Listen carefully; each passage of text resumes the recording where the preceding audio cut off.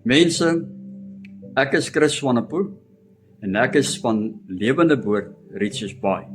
Nou ek gaan vandag 'n ding doen wat ek nie sommer doen nie en ek doen dit ook nie ligtelik nie. En dit is om 'n uitnodiging op hierdie wyse uit te sit vir mense om daar buite te hoor dat daar's hoop en ek wil hierdie hoop met u deel. En ek wil vertrou dat u die tyd sal uitkoop, Sondagoggend 9:00. Kom en kuier gerus saam met ons. Daar's soveel mense daar buite wat op 'n plek is wat nie goed is nie. En ek wil hiermee sê gesinne wat op 'n moeilike plek is. Hulle bevind hulle op 'n plek waar dit voel asof hulle in die woestyn is, 'n droë plek. Mense in die wildernis. En hulle hunker na iets wat hulle nie seker is nie. Ek wil vandag vir u sê, is jou gees wat soekend is vir dit wat God vir jou instoor het, deur God Heilige Gees. Ek wil regtig vertrou dat u sal die tyd uitkoop.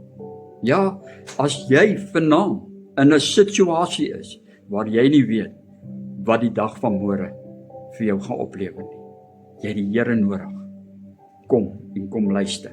En kom met 'n verwagting, want ek wil vandag vir u sê, ek vertrou die Here dat die Here, die wat verwag, 'n verwagting in hulle hart het.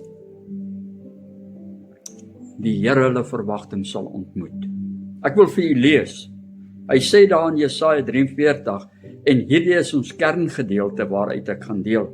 Vers 18 en vers 19. Hy sê dink nie aan die vorige dinge nie en slaan geen ag op wat vroeër gebeur het nie. Nie wil ek vir 'n oomblik vassteek. Mense, wanneer ons na hierdie gedeelte kyk, dan steek ons soms gewoonlik vas by die goed wat in die verlede gebeur het, wat sleg is. Die slegte goed wat ons gebreek het, mense wat seer gemaak het, wat ons aftrek. En dis waar die vyand ons wil hê. Maar ek wil vandag dit uit 'n ander hoek met u kom deel en ek wil vertrou dat as u Sondag daar is, dat u die volle boodskap sal hoor.